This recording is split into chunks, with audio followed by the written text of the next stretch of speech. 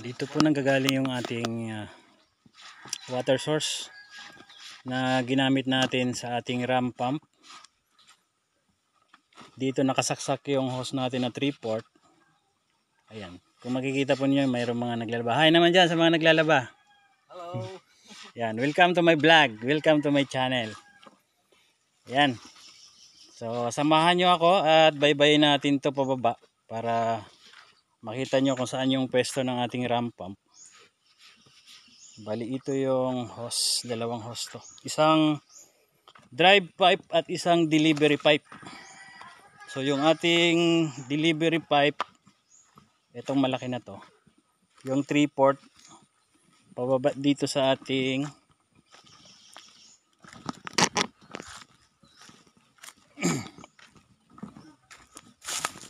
drive tank.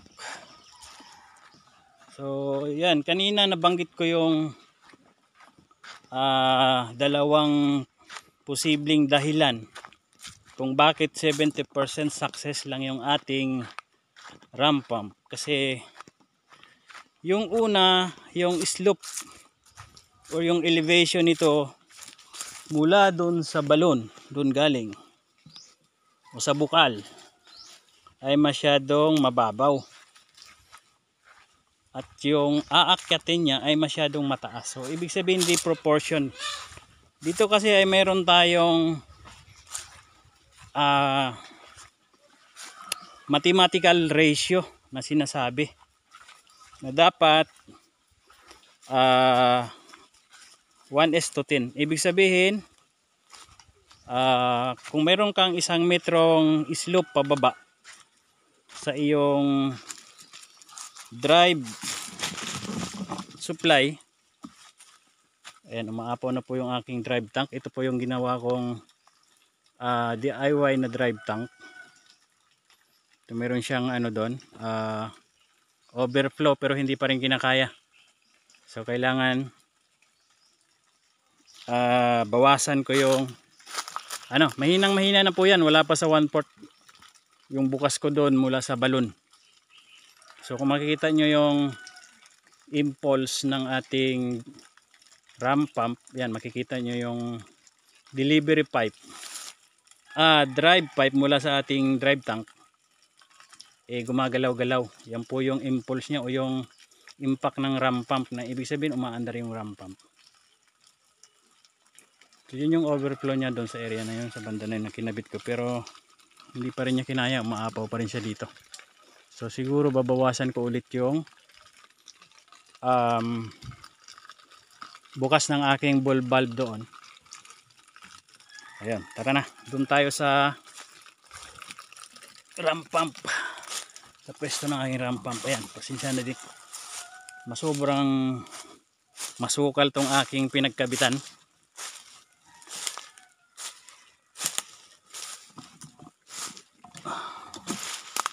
Ayan. So bali, unang pwesto ng ram pump ko ay dyan. Yung pinagpwestuhan ng aking drive tank.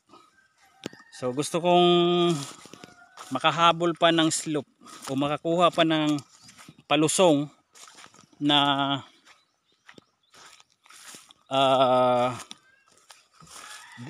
drive delivery slope, ay lilipat ko dito sa may puno ng mangga.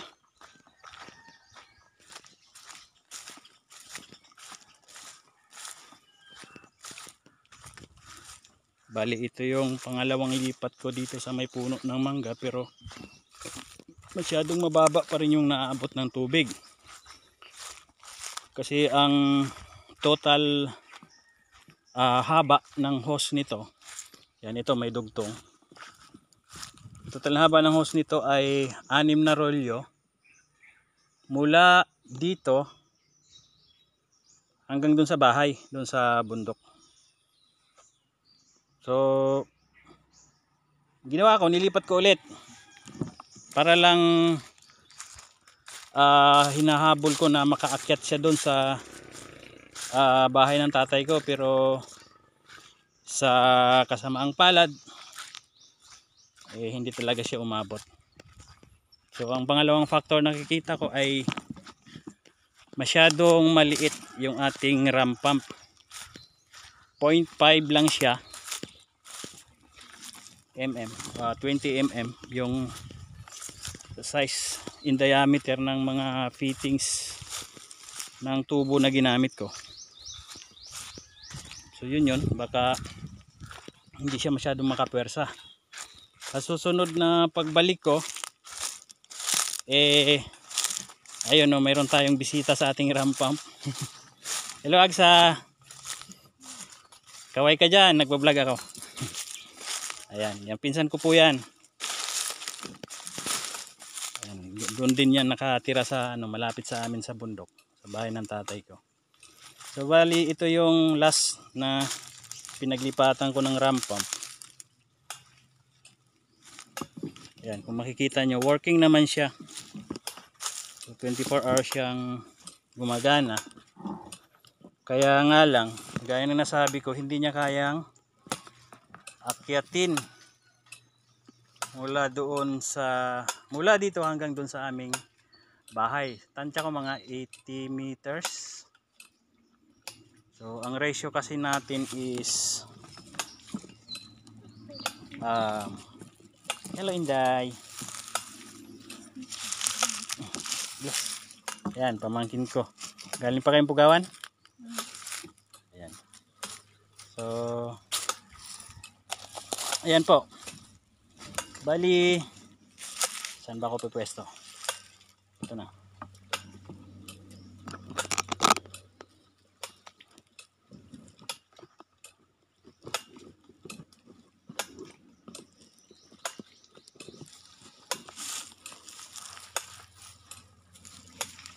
Para makita nyo maigi. At napaliwanag ko kung paano siya gumagana. Pero kung mas mababa lang yung area or yung paahon, kayang-kaya po niya. 20 meters to 30 meters, ganito kalaki.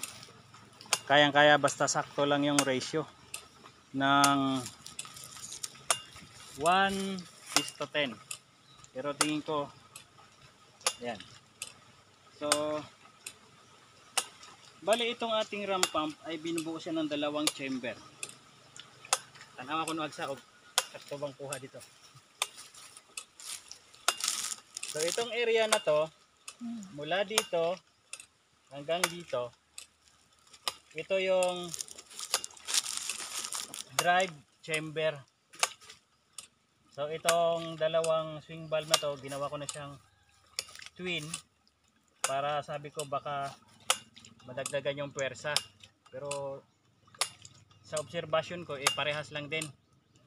Lumagpas lang ng konti yung ano niya, mga isang dugtong lang ng hose yung inabot niya paahon mula dun sa huling pinagpwestuhan ko sa kanya. Ngayon, ang pangalawang parts niya or yung chamber niya ay itong delivery chamber. Binubuo ito ng swing valve T at itong delivery tank, or mas tinatawag din to na pressure tank. Bali ito yung kanyang delivery valve at ito yung delivery hose. Bali ang trabaho nito, siya yung magpupondo ng pressure. Kapag puno na yung pressure, wala na siyang ibang gagawin kundi babalik dito yung tubig at itutulak niya na pataas, paakyat. Pagpasok ng tubig dito galing sa ating drive pipe, papasok dito sa chamber na to, ang gagawin nito, yung excess na tubig ilalabas ng swing valve at yung masasarhan o yung matatrap na tubig ibabalik naman ng pressure dito, ibabato dito at iaakyat dito.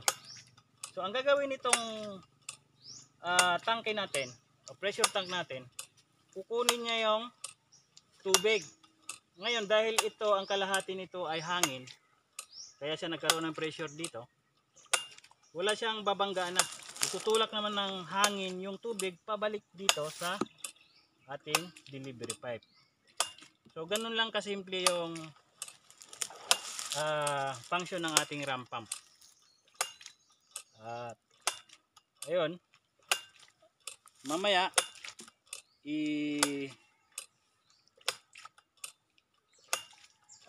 papakita ko rin sa inyo kung gaano kalakas. Actually hindi naman talaga siya malakas eh. Mahinang mahina lang talaga yung output ng nito, tubig. So kailangan lang mayroon kang ipunan para tuloy-tuloy niyang andar, tuloy-tuloy niyang tulo, magdamag, makakaipon ka ng tubig sa lugar mo. Kung saan man yung sa bundok o mas mataas na hindi kayang akitin ng tubig. So yun lang mga idol, mga kosa. Maraming salamat. At sana panoorin nyo at suportahan nyo ang aking channel. Please subscribe and likes. Paki-share na rin. Ayan, marami po akong mixed vlogs po yung ginagawa ko. So sana tulungan niyo ako mapalago ko yung aking YouTube channel at ang aking Facebook. Sa aking mga reels, meron din ako mga ina-upload doon. Yan. So yun lang po.